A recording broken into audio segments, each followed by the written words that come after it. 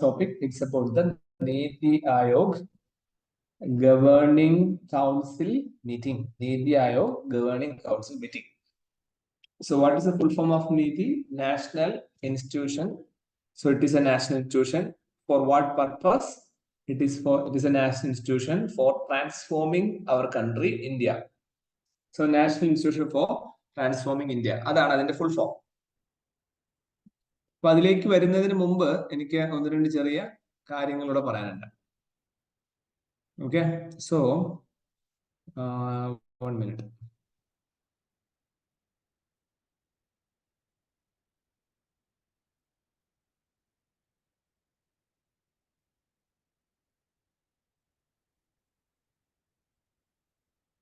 Sorry, I choose this. ഒരു simple ഒന്ന് രണ്ട് കാര്യങ്ങളോട് പറയാം. അതിൽ ഫസ്റ്റ് ഇമ്പോർട്ടന്റ് ആയിട്ടുള്ള പോയിന്റ് എന്ന് വെച്ചാൽ ഈ നീതി ആയോഗ് എന്ന് പറയുന്ന സാധനത്തിന്റെ ഒരു ഇൻവോൾവ്മെന്റൂടെ നമുക്കറിയാം. ഫോർ എക്സാമ്പിൾ, നമുക്കറിയാം ഇന്ത്യക്ക് സ്വാതന്ത്ര്യം കിട്ടുന്ന 1947. അപ്പൊ സ്വാതന്ത്ര്യം കിട്ടിയ ഇന്ത്യക്ക് how we need to develop our country. ഒരു സ്വാതന്ത്ര്യം കിട്ടിയ ശേഷം ഇന്ത്യനെ എങ്ങനെ ഡെവലപ്പ് ചെയ്ത് പോകണം എന്ന് ഡിസൈഡ് ചെയ്യാൻ വേണ്ടി we implement a system, an institution called as the Planning Commission. That was in 1950s. 1950, 55, 60 കാലഘട്ടങ്ങളിൽ പ്ലാനിംഗ് കമ്മീഷൻ എന്നൊരു സ്ഥാപനം ഇന്ത്യയിൽ സ്റ്റാർട്ട് ചെയ്യും. This planning commission implemented 5-year plan in this country. നമ്മുടെ രാജ്യത്ത് 5-year പ്ലാനുകൾ, ഓരോ 5 വർഷത്തേക്ക് ഡെവലപ്മെന്റൽ പ്ലാനുകൾ കൊണ്ടുവരാൻ വേണ്ടി ഐഡിയ മുന്നോട്ട് വെച്ച സ്ഥാപനമാണ് planning commission. Okay, and this concept, planning commission, the concept was borrowed from USSR, Russian concept. Okay, so the concept was borrowed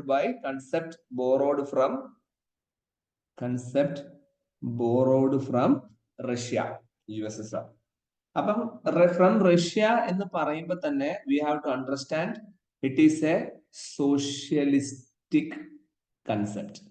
ഒരു സോഷ്യലിസ്റ്റിക് കൺസെപ്റ്റ് ആണ് എന്ത് പ്ലാനിംഗ് കമ്മീഷൻ, അല്ലെങ്കിൽ സോഷ്യലിസ്റ്റിക് ബോഡി എന്ന് വേണമെങ്കിൽ പറയാം. അപ്പം 1950s നിങ്ങളുടെ രാജ്യം, ഇന്ത്യ എന്നുള്ള രാജ്യം ഏകദേശം 1991 വരെ ഉള്ള ഈ ഒരു പീരീഡിൽ your country is A socialist country ആയിരുന്നു. ഓക്കെ, സോ നിങ്ങളുടെ രാജ്യം സോഷ്യലിസ്റ്റ് കൺട്രി ആയിരുന്നു. 1991 onwards ഇന്ത്യയിലെ എന്ത് വന്നു? We have a new economic policies started in India. അപ്പം new economic policies, we have a concept called as liberalization, privatization and globalization. These three concepts are taken from capitalism. Capitalistic concepts. ഏതൊക്കെയാണ് capitalistic concepts? Liberalization, privatization and globalization. അപ്പൊ these LPG concepts ആണ് ഇന്ത്യയിൽ 1991 ശേഷം implement ചെയ്തത്. അപ്പൊ ഒരു point ഞാനിപ്പോ എഴുതി വെച്ചതിൽ നിങ്ങൾക്ക് മനസ്സിലാവണം. In India from 1991 on, before 1991 India is ഒരു സോഷ്യലിസ്റ്റിക് രാജ്യമായിരുന്നു. 1991 ശേഷം ഇന്ത്യ പതുക്കെ ഒരു ക്യാപിറ്റലിസ്റ്റിക് രാജ്യമായി മാറുന്നുണ്ട്. അങ്ങനെ 1991 ശേഷം 2014 then 2015. 2014 ഇന്ത്യയില് പ്ലാനിംഗ് കമ്മീഷൻ എന്ന ആ ബോഡി ഇല്ലാതാക്കുന്നു.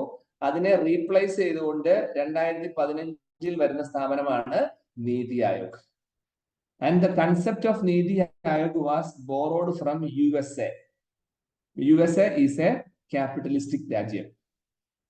അപ്പം ഇതാണ് എനിക്ക് പറയാനുള്ള ഒരു പോയിന്റ്. അപ്പൊ നീതി ആയോഗ് എന്ന് പറയുന്ന സാധനം ഇന്ത്യയിലെ വെറുതെ ഒരു ദിവസം രാവിലെ എഴുന്നേറ്റ് ഉണ്ടായി വന്നതല്ല, വർഷങ്ങളായിട്ട് ഇവോൾവ് ചെയ്തു വന്നതാണ്.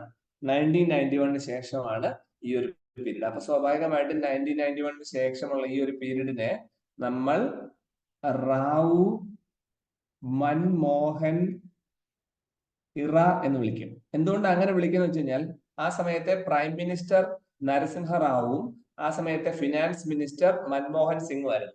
അതുകൊണ്ട് 1991 ശേഷം ഇന്ന് ഇന്ത്യയിൽ കാണുന്ന ഈ ഒരു ക്യാപിറ്റലിസ്റ്റിക് ലെവൽ ഓഫ് ഗ്രോത്ത് അല്ലെങ്കിൽ ഡെവലപ്മെന്റിന്റെ മെയിൻ കാരണം അല്ലെങ്കിൽ അതിന്റെ മെയിൻ ബേസ് ഇട്ടത് പ്രധാനമന്ത്രി നരസിംഹറാവു ഫിനാൻസ് മിനിസ്റ്റർ മൻമോഹൻ സിംഗും ആയിരുന്നു എന്നുള്ളതാണ് സത്യം. അതുപോലെ തന്നെ 1950s ശേഷമുള്ള ഈ ഒരു പീരീഡിനെ നമ്മൾ നെഹ്റു മഹൽ നോബിസ് ഇറ എന്നും വിളിക്കും. നെഹ്റു മഹൽ നോബിസ് ഇറ, ആ ഒരു പീരീഡ്. ഇറ മീൻസ് പീരീഡ് ഓഫ് ടൈം.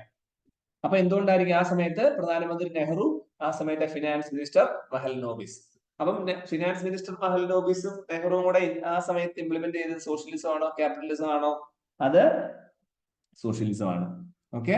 എന്നാൽ 1991 ശേഷം നരസിംഹറാവുവും മൻമോഹൻ സിംഗ് ഇന്ത്യയിൽ ഇംപ്ലിമെന്റ് ചെയ്തത് എന്താണ്? ക്യാപിറ്റലിസം ആണ്. ആ ക്യാപിറ്റലിസത്തിന്റെ എന്തൊക്കെ പില്ലേഴ്സ് ആണുള്ളത്? 3 pillars: liberalization, privatization and globalization. And the concept of planning commission was borrowed from Russia, which is a socialistic concept. And the concept of Niti Aayog was borrowed from USA, which is a capitalistic concept. ഇത്രയും points generally എല്ലാവരും മനസ്സിലാക്കി വെക്കണം. When anyone talk about Niti Aayog, Niti Aayogനെ കുറിച്ച് ആരെങ്കിലും എന്തെങ്കിലും പറഞ്ഞാൽ minimum ഇത്രയും കാര്യങ്ങൾ ഓർത്തു വെക്കേണ്ടതായിട്ട്. Now we'll move to the topic. അപ്പൊ ഇവിടെ എന്താണ് ഇത്ര ഇമ്പോർട്ടന്റ് എന്ന് ചോദിച്ചാൽ, ഓക്കെ, ഇതിൽ importance എന്തുണ്ടാ? NITI Aayog they have A meeting. എല്ലാ വർഷവും മീറ്റിംഗ് ഉള്ള പോലെ. സോ എന്തിന്റെ മീറ്റിംഗ് ആണ്? ഗവേണിംഗ് കൗൺസിൽ, അതിനെ നടത്തിക്കൊണ്ട് പോകുന്ന ആൾക്കാരുടെ meeting. So it is 7th meeting of Niti Aayog, governing ബോഡിയുടെ 7th മീറ്റിംഗ്. അപ്പം ഇതില് ഇപ്പൊ നിങ്ങൾക്ക് അറിയാം 2021, 2023 ഒക്കെ നോക്കി കഴിഞ്ഞാൽ കൊറോണ പീരീഡ് ആണ്. ഇപ്പൊ ഇത് ഫസ്റ്റ് ഫിസിക്കൽ മീറ്റിംഗ് ആണെന്നും കൂടെ ഒരു പ്രത്യേകതയുണ്ട്.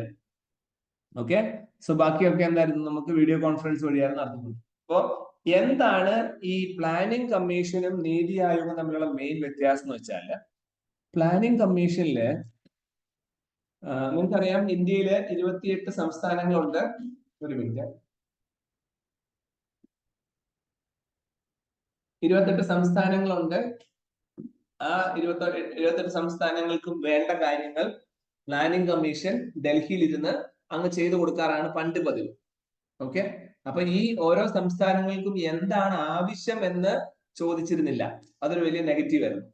അവർക്ക് എന്താണ് വേണ്ടതെന്ന് ചോദിച്ചിട്ടില്ല. എന്നാൽ നീതി ആയോഗ് വരുമ്പം ഒരു ഡിഫറൻസ് എന്താന്ന് വെച്ചാല്, നീതി ആയോഗില് ഇത് നടത്തിക്കൊണ്ട് പോകാൻ വേണ്ടി ഒരു ഗവേണിംഗ് കൗൺസിൽ ഉണ്ട്. ആ ഗവേണിംഗ് കൗൺസില് ഇന്ത്യയിലുള്ള എല്ലാ ചീഫ് മിനിസ്റ്റർമാരെയും മന്ത്രിമാരെയും എല്ലാരെയും മെമ്പേഴ്സ് ആക്കിയിട്ടുണ്ട്. അപ്പൊ അതിന്റെ ഗുണം എന്താന്ന് വെച്ച് കഴിഞ്ഞാല്, ആ മീറ്റിംഗിൽ ആൾക്കാർക്ക് എഴുന്നേറ്റ് നിന്ന് അവരവരുടെ സംസ്ഥാനങ്ങളുടെ ആവശ്യങ്ങൾ പറയാൻ പറ്റും. അപ്പൊ ആ സംസ്ഥാനങ്ങളുടെ ആവശ്യങ്ങൾ നോക്കിയിട്ട് ആ സംസ്ഥാനങ്ങൾക്ക് പൈസ കൊടുത്താൽ മതി. ഉദാഹരണം പറഞ്ഞാല്, ഉത്തർപ്രദേശില് എഴുന്നേറ്റ് നിന്നിട്ട് അവർ പറയും ബേട്ടി ബച്ചാവോ ബേട്ടി പഠാവോ ആന്തോളൻ എന്ന സ്കീമിന് 1000 കോടി രൂപ വേണം. കാരണം അവർ പറയണ എന്താ? അവിടുത്തെ പെൺകുട്ടികളെ സ്കൂളിൽ വിടുന്നില്ല. അപ്പൊ സ്കൂളിൽ വിടാൻ വേണ്ടി ബേട്ടി ബച്ചാവോ ബേട്ടി പഠാവോ എന്നുള്ള സ്കീമിന് വേണം പൈസ എന്ന് അവർ പറയും. എന്നാൽ നമ്മുടെ കേരളത്തില് അത്രയും പൈസയുടെ ആവശ്യമുണ്ടോ? ബേട്ടി ബച്ചാവോ ബേട്ടി പഠാവോ? കാരണം കേരളത്തിലുള്ള എല്ലാ പെൺകുട്ടികളെയും സ്കൂളിൽ വിടുന്നുണ്ട്. ഓൾമോസ്റ്റ് നല്ല ശതമാനം പെൺകുട്ടികളും കോളേജിൽ വരെ എത്തുന്നുണ്ട്, ഡിഗ്രിക്കും PGക്കും പോകുന്നുണ്ട്. ഞാൻ ഒരു ക്ലാസ്സിലാണ്, അത് കഴിഞ്ഞ് വിളിക്കാം. അപ്പോ അങ്ങനെയുണ്ട്. അപ്പൊ നേരെ മറിച്ച് കേരളത്തിലെ നിങ്ങൾ ഇപ്പോഴത്തെ ഒരു സിറ്റുവേഷൻ നോക്കിയാൽ നിങ്ങൾക്ക് മനസ്സിലാവും, കേരളത്തിലെ പയ്യന്മാര് പക്ഷെ പരീക്ഷയ്ക്ക് പോകും. അല്ലെ 10ാം ക്ലാസ് +2 ആകുമ്പോഴേക്കും അവർ വിദ്യാഭ്യാസം നടത്തുക. ശരിക്കും കേരളത്തിൽ ബേട്ടി ബച്ചാവോ എന്നുള്ളതല്ല, ബേട്ട ബച്ചാവോ ബേട്ട പഠാവോ എന്നുള്ള സ്കീമാണ് വേണ്ടത് ബാക്കിയുള്ള സംസ്ഥാനം. അപ്പൊ ഇങ്ങനെ ഓരോ സംസ്ഥാനങ്ങൾക്കും വേണ്ടത് ചോദിച്ച് മനസ്സിലാക്കി മേടിച്ചെടുക്കാനുള്ള ഓപ്ഷൻ ഗവേണിംഗ് കൗൺസിൽ മീറ്റിംഗ് വഴി ഉണ്ട്. ഇതാണ് ഒരു ഇമ്പോർട്ടന്റ് പോയിന്റ്. പിന്നെ ഞാൻ ഈ പറഞ്ഞതുപോലെ ക്രോപ്പുകളെ കുറിച്ചുള്ള കാര്യങ്ങൾ ചോദിക്കാം, എഡ്യൂക്കേഷൻ പോളിസിയെ കുറിച്ച് ചോദിക്കാം. ഓക്കെ. അതുപോലെ തന്നെ ഓരോ സിറ്റികളെ എങ്ങനെ ഭരിക്കണം എന്ന് ചോദിക്കാം. അങ്ങനെയുള്ള എല്ലാ കാര്യങ്ങളും ചോദിച്ചു മനസ്സിലാക്കാനുള്ള ഒരു ഓപ്ഷൻ. അതുപോലെ അവരുടെ ഓരോ സംസ്ഥാനങ്ങൾക്ക് ഉള്ള വിളകൾ, അതുപോലെ തന്നെ ഓരോ കൃഷി ഉൽപ്പന്നങ്ങൾ, അതിന്റെ താങ്ങുവില, മിനിമം സപ്പോർട്ട് പ്രൈസ് അഥവാ MSP എന്ന് പറയും. ഓക്കെ. ഇതെല്ലാം ചോദിക്കാനുള്ള ഒരു വേദിയാണ് എന്ത്? Governing council. Okay. So what is NITI Aayog? NITI Aayog ഞാൻ പറഞ്ഞു ഓൾറെഡി ഫുൾ ഫോം. ഇത് 2015 കണ്ടോ, ജനുവരി 1-ാം തീയതി തൊട്ടാണ് പറയുന്നത് പ്ലാനിംഗ് കമ്മീഷനെ റീപ്ലേസ് ചെയ്തിട്ടാണ്. ഇതൊക്കെ ഇമ്പോർട്ടന്റ് പോയിന്റ്സ് ആണ്. അപ്പൊ ഇതിനെ തിങ്ക് ടാങ്ക് എന്ന് വിളിക്കുക. അതായത് think tank of government of India. Government of ഇന്ത്യക്ക് വേണ്ടി ചിന്തിച്ച് പ്രവർത്തിക്കുന്ന ഗ്രൂപ്പാണ്. അപ്പൊ ഇങ്ങനെ വരുന്ന എല്ലാ സെൻട്രൽ ഗവൺമെന്റിന്റെ കീഴിൽ വരുന്ന ഒട്ടുമിക്ക കൗൺസിലുകളുടെയും ഹെഡ് ആരായിരിക്കും? Chairperson is always the prime minister at that time. അതുകൊണ്ട് ഇപ്പം റിയാക്ട് ചെയർപേഴ്സൺ ആരാന്ന് ചോദിച്ചാൽ നമ്മുടെ നരേന്ദ്രമോദി. അതിന് താഴെ വൈസ് ചെയർപേഴ്സൺ ഉണ്ടാവും, പ്രധാനമന്ത്രി അപ്പോയിന്റ് ചെയ്യുന്നത്. പിന്നെ ഗവർണിംഗ് കൗൺസിൽ ഉണ്ട്, റീജിയണൽ കൗൺസിൽ ഉണ്ട്, ഒരു മെമ്പർഷിപ്പ് വർഷം കൊടുക്കും. ഓക്കെ, ഒരു എക്സ് ഒഫീഷ്യൽ മെമ്പർഷിപ്പ് ഉണ്ട്, ചീഫ് എക്സിക്യൂട്ടീവ് ഓഫീസർ ഉണ്ട്. അത് വളരെ ഇമ്പോർട്ടന്റ്. ഓക്കെ, കാരണം സാധാരണഗതിയിൽ ഈ സിഇഒ അല്ലെങ്കിൽ ചീഫ് എക്സിക്യൂട്ടീവ് ഓഫീസർ എന്നുള്ള പേര്, അങ്ങനത്തെ പോസ്റ്റുകളൊക്കെ IT കമ്പനികളിലോ അല്ലെങ്കിൽ ഈ പറഞ്ഞ പോലെ ക്യാപിറ്റലിസ്റ്റിക് കമ്പനികളിലൊക്കെ ഉണ്ടാവാറില്ല, ബൂർഷ്വാ കമ്പനികളിലെ ഉണ്ടാവാറ്. അപ്പൊ ഇന്ത്യയിലെ തീരുമാനമെടുക്കുന്ന ഏറ്റവും ഇമ്പോർട്ടന്റ് ആയിട്ടുള്ള ഒരു സ്ഥാപനത്തിന്റെ ഹെഡായിട്ട് അപ്പോയിന്റ് ചെയ്യുന്ന ആളുടെ ആ ഒരു പൊസിഷന്റെ പേര് തന്നെ ഒരു ക്യാപിറ്റലിസ്റ്റിക് പേരാണെന്നുള്ളതാണ് ഇവിടെ. പിന്നെ ഈ ഒരു മീറ്റിംഗിന്റെ അകത്തേക്ക് സ്പെഷ്യൽ ആയിട്ടുള്ള ഇൻവൈറ്റീസ്, ഇപ്പം ഫോർ എക്സാമ്പിൾ IMF, ലോകത്തിലെ ഏറ്റവും വലിയ ബാങ്കുകളുടെയോ അല്ലെങ്കിൽ വലിയ ഫിനാൻസ് സ്ഥാപനങ്ങളുടെ ഒക്കെ ആൾക്കാരെ ഇവിടെ വിളിച്ചു വരുത്തി അവരെ കൊണ്ട് സംസാരിപ്പിക്കാം. അപ്പൊ അവർ പറയുന്ന നല്ല ഐഡിയാസ് ഒക്കെ നമ്മുടെ രാജ്യത്ത് ഇംപ്ലിമെന്റ് ചെയ്യാൻ പറ്റും.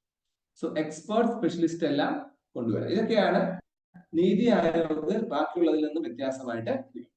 ഓക്കെ, സോ നീതി ആയോഗ് ഒരു വലിയ ടീമായിട്ട് വർക്ക് ചെയ്യുന്നു, അങ്ങനെ കുറച്ച് കാര്യങ്ങൾ മാത്രമേ. That is about the NITI Aayog. അപ്പൊ നമ്മൾ ഇന്നത്തെ നമ്മുടെ നോട്ടില് ഫസ്റ്റ് ഞാൻ വളരെ കുറച്ച് കാര്യങ്ങളെ പറയുന്നുള്ളൂ. And the first important topic is about the NITI Aayog. എന്താണ് നീതി? എന്തിനാണ് നീതി ഇവിടെ വന്നത്? നീതി ഒരു സോഷ്യലിസ്റ്റിക് ക്യാപിറ്റലിസ്റ്റിക് കൺസെപ്റ്റ് ആണോ? അതിന്റെ പ്രത്യേകത എന്തൊക്കെ? നീതി നല്ലതാണോ ചീത്തയാണോ? ഇതൊക്കെ നിങ്ങൾ മനസ്സിലാക്കും. പിന്നെ അതിന്റെ ഫുൾ ഫോം, ഡേറ്റ്, ഏത് റെസൊല്യൂഷൻ ആണ്, ഏത് സ്ഥാപനത്തെയാണ് റീപ്ലേസ് ചെയ്തത്, ഏത് ന്യൂ എക്കണോമിക് പോളിസി ഏത് വർഷം വന്നു, നെഹ്റു മഹൽനോബി സെറാഡ പീരീഡ് ഏത് കാലം, അങ്ങനെയൊക്കെ എല്ലാ ചോദ്യങ്ങള് ഞാനിന്ന് പറഞ്ഞതിനെ ബേസ് ചെയ്തിട്ട് നമ്മളോട് ചോദിക്കും. And the second important topic which we need to discuss today is about the SSLV. Okay, അതായത് ISROയുടെ ലോഞ്ച് വെഹിക്കിൾ. ലോഞ്ച് വെഹിക്കിൾ എന്ന് പറഞ്ഞാൽ വേറൊന്നുമില്ല, ഓരോ സാറ്റലൈറ്റുകളെ നമ്മുടെ ഭൂമിയിൽ ഉണ്ടാക്കി ഇവിടെ നിന്ന് പൊക്കി അറ്റ്മോസ്ഫിയർ അല്ലെങ്കിൽ ഔട്ടർ സ്പേസിൽ കൊണ്ടുപോയി ഒരു സ്ഥലത്ത് കൊണ്ടുപോയി സ്ഥാപിക്കുക. ഇതിനെയാണ് നമ്മുടെ ലോഞ്ച് വെഹിക്കിൾ എന്ന് പറയുന്നത്. അപ്പൊ അങ്ങനെ ചെറിയ സാറ്റലൈറ്റുകളെ കൊണ്ടുപോകാൻ വേണ്ടി ഒരു ലോഞ്ച് വെഹിക്കിൾ ഉണ്ടാക്കിയിട്ടുണ്ട്. അതാണ് സ്മോൾ സാറ്റലൈറ്റ് ലോഞ്ച്, വേറെ.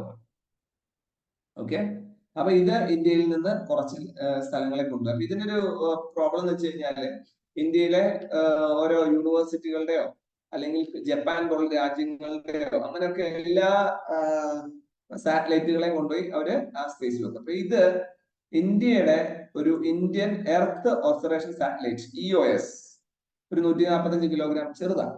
പിന്നെ ആസാദി സാറ്റ് ആരാ ഉണ്ടാക്കിയെന്നുണ്ടോ?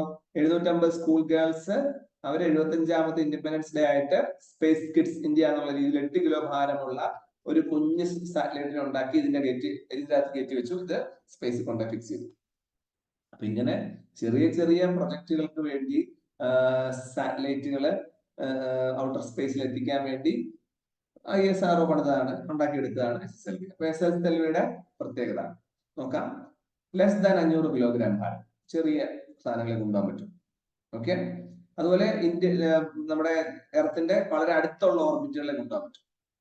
300 കിലോ ആണെങ്കിൽ synchronous orbit SSO, sun synchronous, അതായത് സണ്ണിനെ പോലെ തന്നെ സണ്ണിന്റെ ഒപ്പം കറങ്ങുന്ന രീതിയിൽ ഒരു 300 കിലോ ഭാരമുള്ള റോക്കറ്റ് ഒരു സാറ്റലൈറ്റിനെ കൊണ്ടുപോകാനും SSLVക്ക് പറ്റും. ഓക്കെ, അപ്പൊ ഇതില് 3 സോളിഡ് പ്രൊപ്പൽഷൻ സ്റ്റേജ് ആവുള്ള. പ്രൊപ്പൽഷൻ സ്റ്റേജ് എന്ന് പറഞ്ഞാൽ എന്താ? ഇപ്പൊ ഒരു റോക്കറ്റ് ഉണ്ടെന്ന് വിചാരിക്കും. അപ്പൊ റോക്കറ്റ് നിങ്ങൾ കണ്ടിട്ടുണ്ടാവും ടിവിയിലൊക്കെ. അത് ആദ്യം ഭയങ്കര നീളത്തില് ഒരു സിലിണ്ടറിക്കൽ ഷേപ്പിലായിരിക്കും ഉണ്ടാവുക. അത് ആകാശത്തോട്ട് കത്തി മുകളിലോട്ട് പൊങ്ങി പോകും തോറും അതിന്റെ ഓരോരോ പൊസിഷൻസ്, സ്ഥാനങ്ങൾ കട്ടായി താഴോട്ട് വീഴും. എന്നിട്ട് അവസാനത്തെ ഏറ്റവും മുകളിൽ ഇരിക്കുന്ന സാധനം മാത്രമേ ഔട്ടർ സ്പേസിലേക്ക് പോകാറുള്ളൂ. യൂഷ്വൽ നമുക്കറിയാവുന്നത്. അപ്പൊ ഇതിനെയാണ് പ്രൊപ്പൽഷൻ സ്റ്റേജസ് എന്ന് പറയുന്നത്. ഇപ്പൊ 3 ലെവൽ 3 സോളിഡ് പ്രൊപ്പൽഷൻ സ്റ്റേജസ് ഉണ്ടെന്നുള്ളതാണ് ഇതിന്റെ പ്രത്യേകത. ഓക്കെ, പിന്നെ വെലോസിറ്റി ട്രിമ്മിംഗ് മോഡൽ, അങ്ങനെ കുറച്ച് സാധനങ്ങൾ ടെക്നിക്കലാണ്, നമുക്ക് വലിയ ഇമ്പോർട്ടന്റ് അല്ല. സോ ഇതൊന്ന് ഓർത്ത് വെക്കേണ്ടതാണ്. എന്താണ് SSLV ആൻഡ് ഈ ആസാദി സാറ്റ് നമ്മൾ പറഞ്ഞതില് ആസാദി സാറ്റ് എന്താണെന്നും ഒന്ന് മനസ്സിലാക്കേണ്ടത്. ഓക്കെ, ഇനി മറ്റൊരു important news is about the lumpy skin disease. Okay, ഒരു കുറച്ച് ആഴ്ചകളായിട്ട് നമ്മൾ ഗുജറാത്തിന്റെ സൈഡ് ഒരു 3000-ഓളം കന്നുകാലികൾ ചത്തുപോയി. ഓക്കെ, അതൊരു വൈറൽ ഇൻഫെക്ഷൻ ആണ്. അതിന്റെ പേരാണ് LSD അഥവാ ലംപി സ്കിൻ ഡിസീസ്. ഓക്കെ, അതൊരു വലിയൊരു പ്രോബ്ലം. അപ്പൊ ഇത് ഈ വാക്സിനും അങ്ങനെയുള്ള കാര്യങ്ങളും ഒക്കെ കൊടുത്താൽ മാത്രമേ ഈ വൈറസിന്റെ ബാധ നമുക്ക് ഒരു പരിധിവരെ കൺട്രോൾ ചെയ്യാൻ പറ്റുള്ളൂ, വൈറൽ ഇൻഫെക്ഷൻ. അപ്പൊ ഇതിനുവേണ്ടി ഒരു ഗ്ലോബൽ ഒരു അലയൻസ് അല്ലെങ്കിൽ ഗ്ലോബൽ സഹകരണം ഉണ്ട്. അതാണ് GAVA, global alliance for vaccine and immunization. Okay, അപ്പൊ ഇത് ഉണ്ടാക്കുന്ന വൈറസിന്റെ പേരെന്താണ്? Capripox. നമ്മൾ ചിക്കൻ പോക്സ് എന്നൊക്കെ പറയുന്ന പോലെ കാപ്രി പോക്സ് വൈറസ്. ഈ നമ്മൾ ലൈഫ് സ്റ്റോക്ക് എന്നുള്ള വാക്ക് ഉണ്ടാവും, ലൈഫ് സ്റ്റോക്ക്. ഈ ലൈഫ് സ്റ്റോക്ക് എന്ന് പറഞ്ഞാൽ എല്ലാ രാജ്യത്തും ആ രാജ്യത്തിലെ ചില പശു, കന്നുകാലി, പോത്ത്, എരുമ, ആട്, ഇങ്ങനെയുള്ള കുറെ സാധനങ്ങൾ പറയും. ഇങ്ങനെയുള്ള ലൈവായിട്ട് സ്റ്റോക്ക് ചെയ്യാൻ പറ്റുന്ന കുറെ സാധനങ്ങളുടെ പേരിനെ ആ ഒരു ഗ്രൂപ്പിനെയാണ് ലൈഫ് സ്റ്റോക്ക് എന്ന് പറയുന്നത്. നിങ്ങൾ ആലോചിച്ച് നോക്കിയാൽ ഒരു രാജ്യത്ത് ഈ ലൈഫ് സ്റ്റോക്ക് വളരെ ഇമ്പോർട്ടന്റ് ആണ്. കാരണം എന്താ? ലൈഫ് സ്റ്റോക്ക് ഇല്ലെങ്കിൽ അവിടെയുള്ള ആൾക്കാർ എങ്ങനെ ജീവിക്കും? അപ്പൊ ഒരു രാജ്യത്തെ ജനസംഖ്യയുടെ കൂടുതൽ ലൈഫ് സ്റ്റോക്ക് നിർബന്ധമാണ്. അപ്പം ഒരു രാജ്യത്തിൽ പശുക്കൾ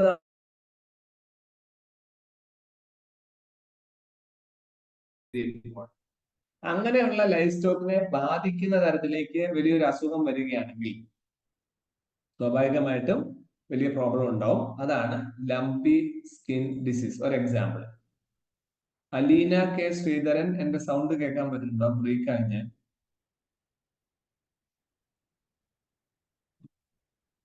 കേൾക്കാൻ പറ്റുന്നുണ്ട്. ഇടയ്ക്ക് എനിക്കൊരു മെസ്സേജ് വന്നു, ബ്രേക്ക് ആവണ പോലെ. ഹരികൃഷ്ണ, കേൾക്കാൻ പറ്റുന്നുണ്ടോ? സ്ക്രീൻ കാണാമോ? ഹലോ, ചെറുതായിട്ട് ബ്രേക്ക് വന്നായിരുന്നു എന്റെ ഇടയ്ക്ക്, പക്ഷെ ഇപ്പൊ കുഴപ്പമില്ല. ഹലോ, ആ ബ്രേക്കിന്റെ മെസ്സേജ് എനിക്ക് വന്നിട്ടുണ്ടാവും. അപ്പൊ that is about the lumpy skin disease. Okay, ബാക്കിയുള്ള നിങ്ങൾ ജസ്റ്റ് വായിച്ചാൽ ഇത് ഗോഡ് പോക്സ്, ഷീപ്പ് പോക്സ് എന്നൊക്കെ പറഞ്ഞ വൈറസ് ഫാമിലിയിൽ വരുന്ന കുറച്ച് ബേസിക് കഥകളാണ്. Sub to you. ഓക്കെ, അപ്പൊ ഇന്ത്യയിൽ ആദ്യമായിട്ടല്ല ഈ LSD വരുന്നത് എന്നുള്ളതാണ്. ഇതൊരു പകർച്ചവ്യാധി പോലെ വരുന്നുണ്ട്. അപ്പൊ ഈ നമ്മുടെ ഹെൽത്ത് നോക്കാൻ വേണ്ടി world organisation for health, WHO എന്ന് നമ്മൾ പറയുന്നത്, വേൾഡ് ഹെൽത്ത് ഓർഗനൈസേഷൻ പോലെ സ്ഥാപനമുണ്ട്. അതുപോലെ ആനിമൽസിനും വേണ്ടി സ്ഥാപനമുണ്ട്. ഏതാണ്? World organisation for animal health, wow അല്ലെ, വൗച്ച്. ഓക്കെ, അവര് പറയുന്നത് മോർട്ടാലിറ്റി, നമ്മുടെ ഇവിടുത്തെ പശുക്കളും ഒക്കെ മരിച്ചു പോകണം 1 തൊട്ട് 5% വരെ മോർട്ടാലിറ്റി റേറ്റ് ഒരു പ്രോബ്ലമാണ് ഇന്ത്യയിൽ. സ്വാഭാവികമായിട്ടും ഈ പറഞ്ഞ പോലെ ഒരു വൈറസിന്റെ ബാധ കൊണ്ട് വേണമെങ്കിൽ ഇന്ത്യയുടെ മൊത്തം ലൈഫ് സ്റ്റോക്കിനെ ബാധിക്കുന്ന രീതിയിൽ വരാം. സോ നമ്മൾ അതിൽ അലേർട്ട് ആവും. So this is about the first topic. First നമ്മൾ പഠിച്ചത് എന്തായിരുന്നു? നീതി ആയോഗ്. സെക്കൻഡ് നമ്മൾ പഠിച്ചത് SSLV, അതായത് സ്മോൾ സാറ്റലൈറ്റിനെ കൊണ്ടുപോകാൻ വേണ്ടി. ആൻഡ് മൂന്നാമത്തെ നമ്മൾ പറഞ്ഞത് LSD, അതായത് ലംസി സ്കിൻ ഡിസീസ്. നാലാമത്തെ സാധനം പേര് കേൾക്കുമ്പോൾ തന്നെ അറിയാം, ജൽ ജീവൻ മിഷൻ. എന്താ ജൽ ജീവൻ എന്ന് പറഞ്ഞു കഴിഞ്ഞാൽ നമ്മുടെ കേരളത്തിലും അല്ലെങ്കിൽ മറ്റുള്ള സംസ്ഥാനങ്ങളിലും വെള്ളത്തെ ഷോർട്ടേജ് വരുന്ന സ്ഥലങ്ങൾ ഇഷ്ടം പോലെ ഉണ്ട്. ഈ വെള്ളം എന്ന് പറയുമ്പോൾ നമുക്കിപ്പോ കേരളത്തിൽ അറിയാം. ഇപ്പൊ ഞാൻ തൃശ്ശൂരിലാണ്, ചിലര് പാലക്കാടാണ്, ചിലര് കോഴിക്കോടാണ്. ഓക്കെ, നമ്മുടെ എല്ലാവരുടെയും വീട്ടിൽ വെള്ളമുണ്ട്. പക്ഷെ ആ വെള്ളം കുടിക്കാൻ പറ്റുന്ന വെള്ളമാണോ, കുടിച്ചു കഴിഞ്ഞാൽ അസുഖങ്ങളൊന്നും ഉണ്ടാവാതിരിക്കുന്ന നല്ല പ്യുവർ വെള്ളമാണോ എന്ന കാര്യത്തിൽ എനിക്ക് നിങ്ങൾക്ക് സംശയമുണ്ട്. കാര്യം നമ്മുടെ വീട്ടിൽ എല്ലാവരുടെ വീട്ടിലും വെള്ളമുണ്ട്. അപ്പൊ ഡ്രിങ്കിങ് വാട്ടർ എന്ന ഒരു വാക്ക് ഞാൻ പറയുമ്പോൾ ഡ്രിങ്കിങ് വാട്ടർ ഭയങ്കര പ്രോബ്ലം ആണ്. കാരണം എന്താ? ഡ്രിങ്കിങ് വാട്ടർ പ്യുവർ ആയിരിക്കണം, അസുഖങ്ങൾ ഉണ്ടാകുന്ന വെള്ളം പോലെ. സോ ഇതെല്ലാം കൺസിഡർ ചെയ്യുന്ന രീതിയിൽ വെള്ളമില്ലാത്ത സ്ഥലങ്ങളിൽ വെള്ളം എത്തിക്കുക എന്നുള്ള ലക്ഷ്യം വെച്ചിട്ടാണ് ജൽ ജീവൻ മിഷൻ തുടങ്ങുന്നത്. നമുക്ക് കേരളത്തിൽ 26 മാസം മൺസൂൺ ആയതുകൊണ്ട് വെള്ളത്തിന് പ്രോബ്ലം നമ്മുടെ ഇവിടെ ഇല്ല. പക്ഷെ പല സംസ്ഥാനങ്ങളിലും മഹാരാഷ്ട്രയിലെയോ അല്ലെങ്കിൽ ഗുജറാത്തിലെയോ അല്ലെങ്കിൽ രാജസ്ഥാനിലെയോ സംസ്ഥാനങ്ങളിലെയോ ഈ പ്രദേശങ്ങളിൽ എന്തില്ല? വെള്ളത്തിന് വലിയ ഷോർട്ടേജ്. അപ്പൊ അവിടെ ഇതൊക്കെ ജൽജീവൻ മിഷൻ വലിയ ഇമ്പോർട്ടന്റ് ആണ്. ദാറ്റ് ഈസ് പിംബാൽഗർ ആൻഡ് രജൌലി വില്ലേജിലെ ഒരു ഇൻഡസ്ട്രിയൽ ബെൽറ്റ് ആണ്, താനെ ഡിസ്ട്രിക്റ്റിലുള്ള. അവർ ജൽജീവൻ ഫണ്ട് ഉപയോഗിച്ച് ടാപ്പ് വാട്ടർ, പൈപ്പ് വെള്ളം എത്തിച്ചു എന്നുള്ളതാണ് very important news. Okay, so that is A very very important news. അത് ഓർത്ത് വെച്ചാൽ മതി. ജൽജീവൻ. അപ്പൊ മഹാരാഷ്ട്ര എന്ന് പറയുന്നത് ആണ് ഏറ്റവും ഫാസ്റ്റ് ആയിട്ട് ജൽജീവൻ അഭിയാൻ ലോഞ്ച് ചെയ്യുന്നത്. ബിക്കോസ് അവരുടെ അവിടെയാണ് ഒത്തിരി പേര് വെള്ളം കിട്ടാതെ ബുദ്ധിമുട്ടിക്കുന്നത്. കാരണം ഗുജറാത്തിന്റെയും രാജസ്ഥാന്റെയും താഴ്ഭാഗമാണ് താൻ വെള്ളത്തിന് short. Okay, so that is very very important. Jal Jeevan mission 55 ഒരു കണക്കുണ്ട്. Supply of 55 litre of water per person per day to every house hold through functional house hold tap connection അഥവാ FHTC ബൈ 2024. എല്ലാ വീടുകളിലേക്കും പൈപ്പ് കണക്ഷൻ വഴി വെള്ളം എത്തിക്കുക എന്ന ലക്ഷ്യമാണ് ഈ ഒരു മിഷൻ ഉള്ളത്. JJ മിഷൻ ആണ്. Okay, so it is like A Jan Andolan four water. ഒരു വലിയ റെവല്യൂഷൻ ആണ് ഉദ്ദേശിക്കുന്നത്. അപ്പൊ അതിന്റെ ഭാഗമായിട്ടുള്ള പോയിന്റ്സ് താഴെ നിങ്ങൾക്ക് വായിച്ചു നോക്കാം. ഓക്കെ, പഞ്ചായത്ത് ലെവലിലും മുനിസിപ്പാലിറ്റി ലെവലിലും ഒക്കെ നമ്മൾ ഈ ഒരു പരിപാടി ഇംപ്ലിമെന്റ് ചെയ്യും. ഗ്രാമസഭയാണ് ഇത് അപ്രൂവ്ഡ് കേട്ടോ. So that is also very important. Approved in the grama sabha before. ഉണ്ട്, എല്ലാ സ്ഥലത്തും ഉണ്ട്. ഹിമാലയൻ അല്ലെങ്കിൽ നോർത്ത് ഈസ്റ്റേൺ സ്റ്റേറ്റുകൾ അവിടെയൊക്കെ ഭയങ്കര ബുദ്ധിമുട്ടാണ്. കാരണം എന്താ, മലനിരകളാണ് കൂടുതൽ. അവിടെയൊക്കെ പൈപ്പിൽ വെള്ളം എത്തിക്കാന്ന് പറഞ്ഞാൽ ഭയങ്കര പാടില്ല. അപ്പൊ അത് ചെയ്യുന്നുണ്ട്. ജൽ ജീവൻ മിഷൻ. ഇനി Taiwan strait, yellow sea and Bohai sea, 3 സ്ഥലങ്ങൾ. അതിപ്പോ പത്രത്തിൽ എന്തുകൊണ്ടാണ് ഇമ്പോർട്ടന്റ് ആയിട്ട് ഈ 3 സ്ഥലങ്ങൾ വരുന്നതെന്ന് വെച്ച് കഴിഞ്ഞാല്, ഈ ചൈന തൈവാനോട് ചേർന്ന് കിടക്കുന്ന ചില സ്ഥലങ്ങളിൽ അവരുടെ സൈനികമായിട്ടുള്ള ചില എക്സസൈസുകൾ എന്ന് പറഞ്ഞാൽ അവരുടെ വിമാനം ഓടിക്കുക, പറപ്പിക്കുക, അങ്ങനെ കുറച്ച് പരിപാടികൾ ചെയ്തു പോകാൻ ന്യൂസ്. ഓക്കെ, അപ്പോ യെല്ലോ സീ ഉണ്ട്. ആ ഒരു പോർഷൻ ചൈനയുടെ മാപ്പ് എടുത്തിട്ട് ആ ഒരു സൈഡ് നോക്കിയാൽ നിങ്ങൾക്ക് മനസ്സിലാവും. Yellow sea, China, Korean peninsula, ആ ഒരു ഏരിയയില് ഇവര് ചൈനീസ് ആർമി ഒരു എക്സസൈസ് ചെയ്തു എന്നുള്ളതാണ് ന്യൂസ്. നിങ്ങൾ ആ സ്ഥലങ്ങൾ എവിടെയാണ് എന്താണെന്ന് മാത്രം ഒന്ന് ഐഡന്റിഫൈ ചെയ്താൽ. Okay, that is also important. അപ്പൊ തൈവാൻ സ്ട്രേറ്റിനെ കുറിച്ച് നമുക്ക് നോക്കിയാല്, ഈ സ്ട്രേറ്റ് എന്ന് പറഞ്ഞു കഴിഞ്ഞാൽ വേറൊന്നുമില്ല, 2 വലിയ കടലുകൾക്ക് ഇടയിലുള്ള ചെറിയ ഇടുങ്ങിയ പാത. അത്രേ ഉള്ളൂ. 2 വലിയ കടലുകളെ തമ്മിൽ കണക്ട് ചെയ്യുന്ന ഒരു ചെറിയ സ്ഥലം. ഓക്കെ, അതിനെയാണ് നമ്മൾ സ്ട്രേറ്റ് എന്ന് പറയാം. അപ്പൊ തൈവാന്റെ അടുത്തുള്ള സ്ട്രേറ്റിനെയാണ് തൈവാൻ സ്ട്രേറ്റ് എന്ന് പറയാം. അതിനെ ഫോർമോസ സ്ട്രേറ്റ് എന്ന് വിളിക്കും. ഓക്കെ, വളരെ ചെറിയ 150 കിലോമീറ്റർ നീളം മാത്രമേ ഉള്ളൂ. തൈവാനും മെയിൻലാൻഡ് ചൈനയും തമ്മിൽ കണക്ട് ചെയ്യുന്ന ഒരു ചെറിയ സ്ഥലം. ഓക്കെ, അപ്പൊ ഇത് സൗത്ത് ചൈന സീയും ഈസ്റ്റ് ചൈന സീയും എന്നുള്ള 2 കടലിടയിലാണ്. അതാണ് ജസ്റ്റ് ഒന്ന് നമ്മൾ ഓർത്ത് വെക്കേണ്ട ഒരു ഇമ്പോർട്ടന്റ് പോയിന്റ്. അപ്പൊ ഇവിടെ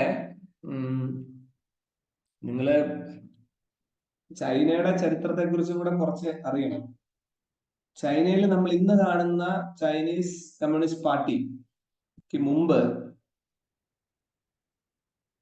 1 മിനിറ്റ്,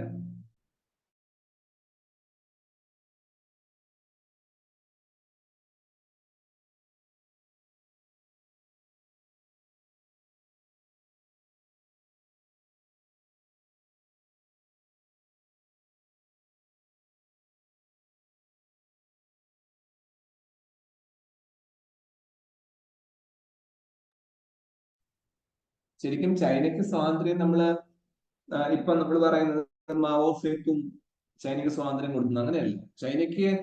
ചൈന ഒരു ഇൻഡിവിജ്വൽ രാജ്യം ആവണമെന്നും സ്വന്തമായിട്ട് സ്വാതന്ത്ര്യം കിട്ടി സ്വന്തം രാജ്യം ആവണമെന്ന് ആഗ്രഹിച്ച ഒരു മെയിൻ നേതാക്കന്മാർ ചൈനയിലുണ്ടായിരുന്നു.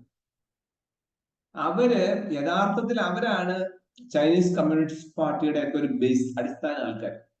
പക്ഷെ പിന്നീട് മാവോ പോലൊരു ഗ്രൂപ്പ് വരികയും പണ്ട് ചൈനയ്ക്ക് വേണ്ടി സ്വാതന്ത്ര്യത്തിന് വേണ്ടി പോരാടിയ ഇപ്പം നിങ്ങൾ കാണുന്ന ചൈനയിൽ നിന്ന് ഓടി രക്ഷപ്പെടുകയും അവര് പോയി തൈവാനിൽ ഒരുമിച്ച് താമസിക്കുകയും ചെയ്തു എന്നുള്ളതാണ് ഒരു ഇമ്പോർട്ടന്റ് ന്യൂസ്. അതാണ് ചേഞ്ച്. അതുകൊണ്ട് തന്നെ പീപ്പിൾസ് റിപ്പബ്ലിക് ഓഫ് ചൈന എന്നൊരു പോയിന്റും, അതുപോലെ തന്നെ തൈവാനിലുള്ള ഒരു റിപ്പബ്ലിക് ഓഫ് ചൈന എന്നുള്ള 2 ചൈനീസ് പാർട്ടികൾ അല്ലെങ്കിൽ ഗ്രൂപ്പുകൾ ശരിക്കും ചൈനയിലുണ്ട്. അതുകൊണ്ട് ഇവർ തമ്മിലൊരു ക്ലാഷ് വാറും ഉണ്ട് ഈ തൈവാനിന്റെ ബന്ധപ്പെട്ടും. ഇപ്പൊ ശരിക്കും പറഞ്ഞാൽ ഇപ്പൊ ഹോങ്കോങ് പോലെ സ്ഥലവും ബാക്കിയുള്ള സ്ഥലങ്ങളൊക്കെ ചൈനയുടെ ആണ്, തൈവാനും ചൈനയുടെ ആണെന്നാണ് വലിയ ചൈന ഇപ്പോഴും അവകാശപ്പെടുന്നത്. പക്ഷെ അതിനെതിരെയാണ് തൈവാൻകാര് നിൽക്കുന്നത്, വേറെ സത്യം. അപ്പൊ ആ ഒരു ഹിസ്റ്റോറിക്കൽ സൈഡിൽ നിന്ന് അന്വേഷിച്ച് വെക്കുന്നത് ഒരു അക്കാഡമിക് ഇൻട്രസ്റ്റ് നിങ്ങൾക്ക് വേണമെങ്കിൽ നോക്കാം. ഇനി യെല്ലോ സീ ഞാൻ പറഞ്ഞു കഴിഞ്ഞു, വേറൊരു സ്ഥലമാണ്. അത് നമ്മുടെ പസഫിക് ഓഷ്യന്റെയും അതുപോലെ തന്നെ ചൈനയുടെയും കൊറിയൻ പെനിൻസുലയുടെ ഒക്കെ ഇടയിലായിട്ട് കിടക്കുന്ന ഒരു കുഞ്ഞു കടൽ. ഓക്കെ, മാർജിനൽ സീ ആണ് west Pacific ocean located between mainland China and Korean peninsula.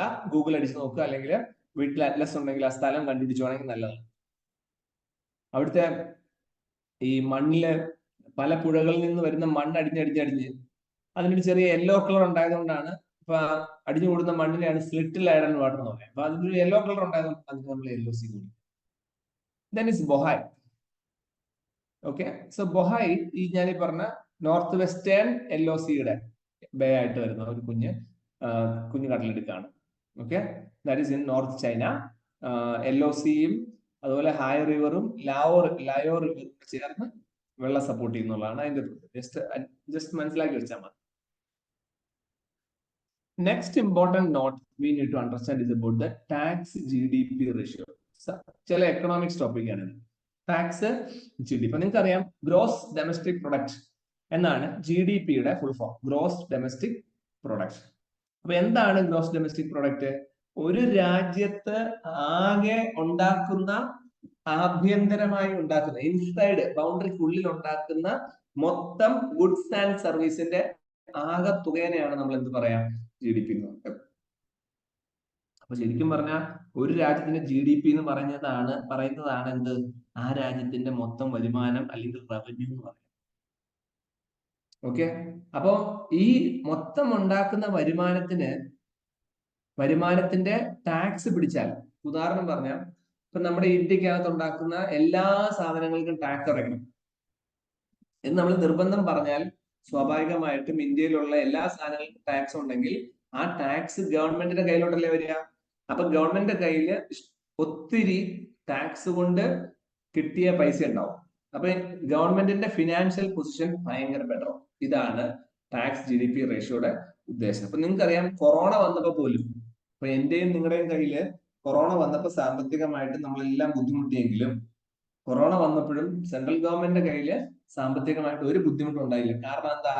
അവർക്ക് കൊറോണ വന്നാലും വന്നില്ലെങ്കിലും GST, ഗുഡ്സ് സർവീസ് ടാക്സ് അവർ കൃത്യമായി കളക്ട് ചെയ്തു. അപ്പം മൊത്തം ഇന്ത്യക്കകത്ത് മൊത്തം ആഭ്യന്തര സാധനങ്ങളുടെ മൊത്തം GST-നെ കാൽക്കുലേറ്റ് ചെയ്യുമ്പോൾ ഓരോ സംസ്ഥാനങ്ങൾക്കും കിട്ടുന്ന എമൗണ്ട് ഹൈ ആണ്. ആ ഗവൺമെന്റിന് കിട്ടുന്ന പൈസ ഹൈ ആയിരിക്കും. So that is tax GDP. Okay, അപ്പൊ ഇന്ത്യയിൽ നോക്കിക്കഴിഞ്ഞാൽ എന്തുണ്ടോ? 1 direct tax payer for every 16 voter present ആണ്.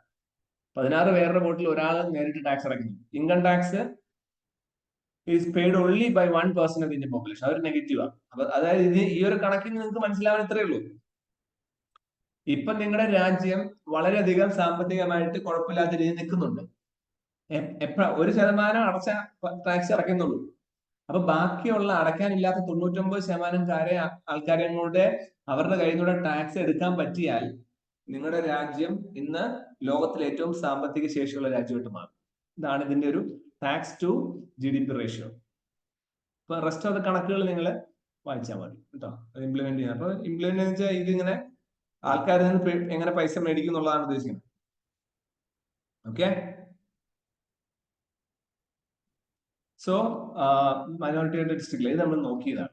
ഇതിനിടയിൽ ഒരു PDF മിസ്സായി പോയിട്ടുണ്ടായിരുന്നു. That is what I M discussing today. ഇനിയുള്ളത് വേറെ ടോപ്പിക്കാണ്.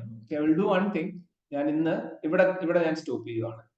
കാരണം ഇപ്പൊ കറക്റ്റ് നമ്മുടെ ഓർഡർ ആയി 46, 47, 48, 49, 50, 51, 52. കറക്റ്റ് 52 വരെയുള്ള സെഷൻസ് ഓർഡർ ആയി പോയി. ഒരെണ്ണം ഇടയ്ക്ക് മിസ്സായതിന് ഞാൻ ഫില്ല് ചെയ്തു. Okay, so I will revise from the first. Okay, so ഇന്ന് നമുക്കൊരു 30 മിനിറ്റ്സിൽ സെഷൻസ് വൈൻഡ് അപ്പ് ചെയ്യാം. So first I explain about the NITI Aayog. Okay, അതിന്റെ ഡീറ്റെയിൽസും കാര്യങ്ങളും വളരെ ഇമ്പോർട്ടന്റ് ആയിട്ട് ഓർത്ത് വെച്ചോളൂ. Second we discuss about the satellite launch vehicle. അപ്പൊ അവിടെ PSLV ഉണ്ട്, GSLV ഉണ്ട് കേട്ടോ. പോളാർ സാറ്റലൈറ്റ് ഉണ്ട്, അതുപോലെ ജിയോ സിൻക്രണസ് സാറ്റലൈറ്റ്. ഇതൊക്കെ തമ്മിൽ വ്യത്യാസം എന്താണെന്ന് കണ്ടുപിടിച്ചോണം. ദെൻ ഇവിടെ പറയുന്നത് SSLV യെ കുറിച്ചാണ്. SSLV ആണ്. ആൻഡ് നെക്സ്റ്റ് കാറ്റിൽസിന് വരുന്ന ഒരു അസുഖം LSD. ഓക്കെ, അതിന്റെ പ്രത്യേകത. നെക്സ്റ്റ് ഇമ്പോർട്ടന്റ് ടോപ്പിക് ആണ് വെള്ളം, Jal Jeevan mission. Okay, and after Jal Jeevan mission we discuss about the 3 സ്ഥലങ്ങൾ, Taiwan strait, yellow sea, Bohai sea. Okay, അതെവിടെ എങ്ങനെയൊക്കെയാണ് അതിന്റെ പ്രത്യേകതയും കൂടെ മനസ്സിലാക്കി വെക്കുക. And finally tax GDP ratio കൂടുകയോ അല്ലെങ്കിൽ അത് കറക്റ്റ് ആയിട്ട് കളക്ട് ചെയ്യാൻ പറ്റുവാണെങ്കിൽ your country will become definitely rich. ഈ വർഷവും അടുത്ത വർഷവും ഉറപ്പായിട്ടും നമ്മുടെ രാജ്യത്ത് ടാക്സേഷനിൽ വ്യത്യാസം വരാനുള്ള സാധ്യത കാണുന്നുണ്ട്.